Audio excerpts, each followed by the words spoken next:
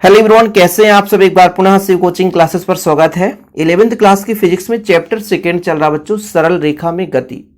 इसके पहले मैंने गति का प्रथम समीकरण आपको समझाया था विधिवत।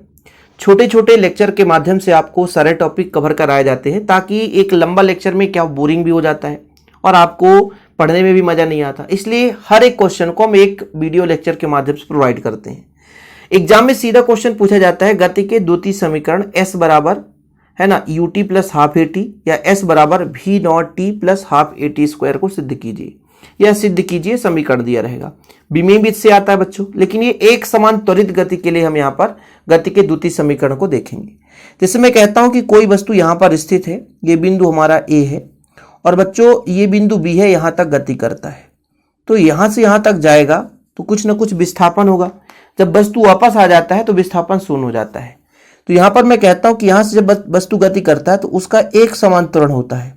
एक समान त्वरण यानी समय के साथ समान वेग में परिवर्तन होता है, तो वो आपका एक समान त्वरण कहलाता है। और यहां से यहां तक यदि दूरी की बात करें तो एक प्रकार से दूरी ना कहकर एक निश्चित दिशा में वेग में परिवर्तन होता है, इसलिए इसका विस्थापन कहते हैं बच्चों। अब यहां पर जो स्टार्टिंग में टाइम जितना रहा होगा वो मान के चलते हैं 0, क्योंकि स्टार्टिंग में जब कोई वस्तु गति नहीं कर रहा होता तो वहां पर टाइम 0 ही रहता है, ध्यान रखिएगा। और लास्ट में टाइम कितना हो गया होगा t, क्योंकि हम समय अंतराल निकालेंगे तो अंतिम समय में प्रारंभिक समय को घटाते हैं। दूसरा कंडीशन ये है कि जब वस्तु गति करना शुरू किया होगा तो मान लीजिए प्रारंभिक वेग उसका v नॉट रहा होगा और अंतिम वेग हो जाता है v। तो मैं यहां पे लिखूंगा कि माना कोई वस्तु एक समान त्वरण a से गतिमान है, t बराबर 0 समय पर उसका वेग v नॉट और t समय पर उसका वेग v हो जाता है। यानी जैसे आप साइकिल ही चलाते हो तो पहले धीरे गति से चलाते हो, फिर आपका वेग भी बढ़ जाता है। ऐसे ही प्रारंभ में वेग v नॉट रहा होगा, अंतिम में वेग v हो गया। प्रारंभ में जब साइकिल आपकी नहीं चल रही थी तब वहां पे समय 0 था, तो यहां से लास्ट में जो समय हो जाता है t हो जाता है। तो यहां पर आपका प्रारंभिक वेग और अंतिम वेग है, तो इससे आप वस्तु का अंतिम वेग और प्रारंभिक वेग से औसत वेग निकाल सकते हो। कि मान लीजिए कि एक समान त्वरण से गतिमान है, t बराबर 0 समय पर वस्तु का वेग v नॉट है, t समय पर वस्तु का वेग v हो जाता है, तब वस्तु का विस्थापन s है। इस स्थिति में वस्तु का औसत वेग आपसे पूछूं कि वस्तु का औसत वेग आपको समझाया था। औसत जब भी निकालने की बात आया जाए तो आंकड़ों की कुल संख्या बटे आंकड़ों का योग बटे आंकड़ों का कुल संख्या, ये होता है ना आंकड़ों का योग। यहां पर हम औसत वेग निकाल रहे हैं, तो अंतिम वेग कितना होगा बच्चों और प्रारंभिक वेग, जैसे प्रारंभिक वेग v नॉट है और अंतिम वेग v है, दो आंकड़े हैं इसलिए बटा में 2 हो जाएगा। क्या हो जाएगा? बटा में 2 हो जाएगा। मतलब आपका v एवरेज निकल कर आ गया। v एवरेज मतलब औसत आ गया, v नॉट प्लस v अपान 2। ये v एवरेज आया बच्चों, केवल औसत वेग आया। अब आपने पढ़ा है कि वेग बराबर होता है विस्थापन बटे समय। ये फार्मूला आपने पढ़ा है, थोड़ा सा पुराना चीज भी आपके मन में फीड होना चाहिए कि वेग बराबर होता है विस्थापन बटे समय। विस्थापन बटे समय, तो मैं जब आपसे कह दूंगा विस्थापन निकालो, क्योंकि विस्थापन का ही सूत्र लग रहा है यहाँ पे, S बराबर निकालना है, तो इधर गुणा हो जाएगा तो वेग गुणे समय। क्या हो जाएगा? वेग गुणे समय। लेकिन यहां पर वेग कैसा बच्चों? औसत वेग है। तो यहां पर मैं जब आपसे कहूंगा विस्थापन बराबर कितना होगा कि किंतु कुल विस्थापन कितना होगा, कुल विस्थापन, इसके लिए आप फार्मूला लगा देना बच्चों कि औसत वेग जो हमारा है और कितना समय अंतराल। भाई औसत वेग दो बिंदुओं के बीच का हम वेग निकालें, इसलिए हमको पूरा लेना पड़ेगा, तो औसत वेग हो जाएगा ये गुणे समय अंतराल।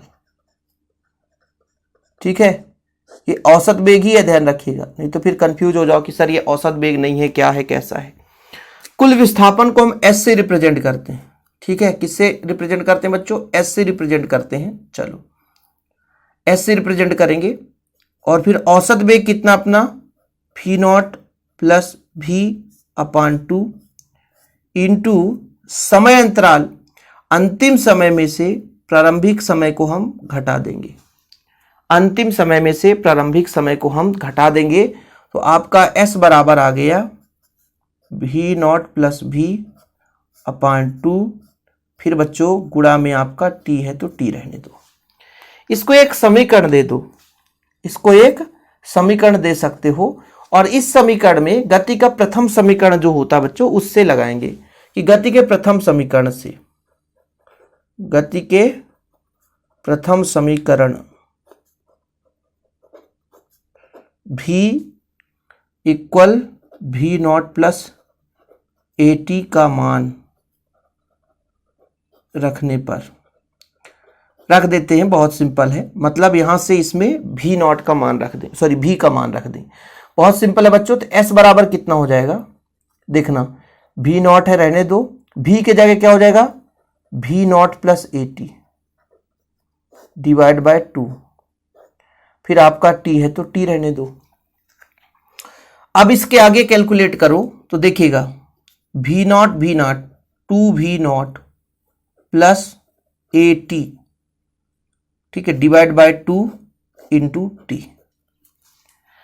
अब अपन को क्या करना है, सिंपल है, 2 का भाग देंगे। जब 2 का भाग देंगे तो s बराबर कितना हो जाएगा, ये 2 से 2 कट जाएगा इसमें, मतलब कुल मिलाकर के 2v नॉट अपॉन 2 करेंगे प्लस यहां पर at अपॉन 2 करेंगे इंटू टी है ही है बच्चों, 2 से 2 कट गया तो s बराबर v नॉट, t का मल्टीप्लाई हो जाएगा, यहाँ पर 2 है ही है तो 1/2 हो जाएगा, t का मल्टीप्लाई तो at स्क्वायर। यही तो है गति का द्वितीय समीकरण। कुछ करना ही नहीं है, बहुत सिंपल है। गति का द्वितीय समीकरण सिंपल तरीके से आ गया बच्चों। तो यदि गति का पहला समीकरण आपसे बन रहा है, दूसरा समीकरण आसानी से बनेगा। और इसका पूरा नोट्स आपको इस नंबर पे प्रोवाइड किया जाता है 96 85 29 91 49। ये मेरा पर्सनल नंबर है, जिसको कांटेक्ट करना है, जिसको नोट्स लेना है तो इस नंबर पर कांटेक्ट करें। हाँ, एक छोटा सा अमाउंट लगता है बच्चों, मात्र 100 रुपीज, लेकिन प्रॉपर रूप से हर चैप्टर के नोट्स दिए जाते हैं। ये मेरा पर्सनल नंबर है। ओके, तो कितना सिंपल था। सबसे पहले हमने औसत वेग निकाला, आंकड़ों का योग, 2 वेग था तो 2 वेग का हमने भाग दे दिया, प्रारंभिक वेग और अंतिम वेग बटा 2, है ना। फिर कुल विस्थापन हमको निकालना ही, s बराबर निकालना ही बच्चों, तो औसत वेग गुणे समय अंतराल का फार्मूला लगा दिया हमने।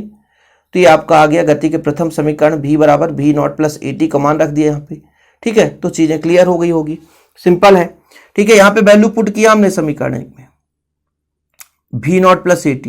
अब v नॉट 2v नॉट हो गया, अब 2 से 2 कट गया, at बचा बच्चों, फिर इसमें 2 का भाग देंगे तो कितना हो गया आपका, 2 से 2 कट जाएगा, 2 से 2 कट गया तो t का मल्टीप्लाई हो गया, इतना आ गया। यहाँ पे 2 नहीं कटा इसलिए 2 बचा है, और इसी को हमको प्रूव करना था।